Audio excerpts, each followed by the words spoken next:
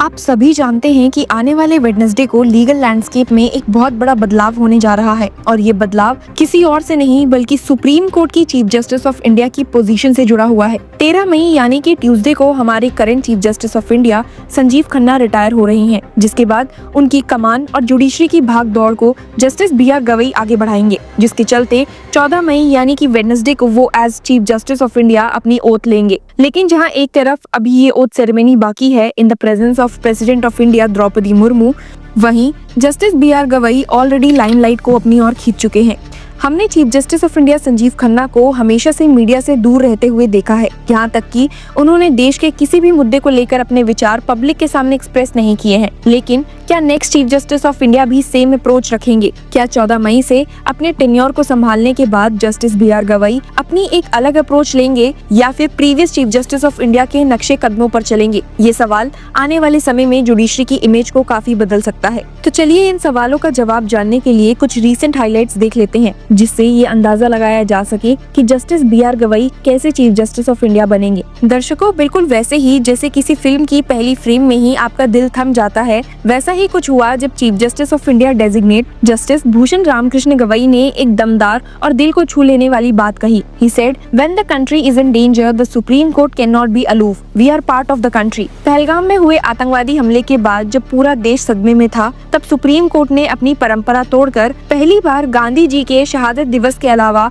किसी अन्य दिन 2 मिनट की मौन प्रतिज्ञा रखी। जस्टिस गवई ने कहा, "When we heard about the incident, we were stunned. I convened a full court after taking permission from the Chief Justice since he was not in the country. After the meeting, we immediately announced a 2-minute silence across the Supreme Court to pay homage to the victims of the attack." ये पहली बार था जब supreme court ने किसी ऐसी घटना पर अपना दुख व्यक्त करते हुए ये कदम उठाया।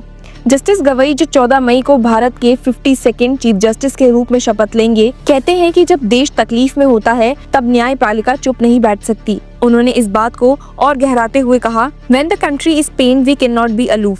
When the Pahalgam attack on the tourists occurred, Chief Justice of India Sanjeev Khanna was out of the country, but we held a full court meeting and passed a resolution condemning the terror attack. उन्होंने ये भी स्पष्ट किया कि supreme court ने इस घटना के तुरंत बाद पूरे न्यायालय में शोक व्यक्त किया। उन्होंने इंडिया पाकिस्तान के बीच ऑपरेशन सिंदूर के बाद के सीज फायर पर भी अपना विचार रखा और युद्ध की व्यर्थता को स्पष्ट किया। जस्टिस गवई ने कहा, "युद्ध के क्या डिजास्टर्स हैं, we have already seen. It's been 3 years we have been seeing war in Ukraine. Over 50,000 have died. The other conflict in Gaza has seen many more casualties. As a citizen of the country, everybody is concerned. Whatever happens, happens to everyone. Fortunately, there has been a ceasefire. By 12 tomorrow, we will know more." उन्होंने स्पष्ट किया कि युद्ध से किसी का भला नहीं होता और एक नागरिक के रूप में वे इस बात से चिंतित हैं। जस्टिस गवई का जीवन सफर भी कुछ कम प्रेरणादायक नहीं रहा है। महाराष्ट्र के अमरावती गांव में जन्मे जस्टिस गवई ने बॉम्बे हाई कोर्ट और नागपुर बेंच में वकालत शुरू की थी। 16 मार्च 1985 को वकालत की शुरुआत के बाद 17 जनवरी 2000 को नागपुर बेंच में गवर्नमेंट प्लीडर और पब्लिक प्रोसिक्यूटर बने। 14 नवंबर 2003 को हाई कोर्ट के एडिशनल जज और नवंबर 2005 में परमानेंट जज बने। सुप्रीम कोर्ट में 24 मई 2019 को उनका एलिवेशन हुआ। पिछले 6 सालों में उन्होंने लगभग 700 बेंचेस में काम किया है, जिसमें कॉन्स्टिट्यूशनल, एडमिनिस्ट्रेटिव, फौजदारी, कमर्शियल, एनवायरमेंटल और एजुकेशन रिलेटेड मैटर्स शामिल है। जस्टिस गवई ने इस बात को भी स्पष्ट किया कि वे रिटायर होने के बाद किसी भी प्रकार का सरकारी पद या कोई अन्य असाइनमेंट नहीं लेंगे। जब उनसे पूछा गया कि क्या वे अपने पिताजी की तरह राजनीति में आएंगे, तो उन्होंने सीधा कहा, "No political ambitions. I have decided take any post-retirement assignments or post. Any other assignment is also below Chief Justice of India post. Governor is also below CJI post." ये कहकर उन्होंने इस बात पर पर्दा गिरा दिया कि वे जुडिशरी के बाद किसी और पद में रुचि नहीं रखते हैं। आपको बता दूं कि जस्टिस गवई के पिताजी RS गवई बिहार और केरला के गवर्नर रह चुके हैं और एक जाने माने अम्बेडकरवादी नेता है। उनका परिवार 1956 में बाबा साहेब अम्बेडकर के नेतृत्व में बौद्ध धर्म ग्रहण किया था। जस्टिस गवई कहते हैं that it is a great coincidence that I am taking oath 2 days after Buddha Purnima. उन्होंने कहा कि वे बुद्ध पूर्णिमा के दिन इंद्रप्रस्थ पार्क के शांति स्तूपा जाकर प्रार्थना भी करेंगे। उन्होंने मीडिया से अपनी अनऑफिशियल बातचीत के दौरान इस बात को भी जताया कि वे केसेस के बैकलॉग को कम करने और न्याय के पदों की कमी दूर करने को अपनी प्राथमिकता बनाएंगे। उन्होंने कहा, "Already started working on categorization" और इस बात पर जोर दिया that I will also take steps to fill judicial vacancies.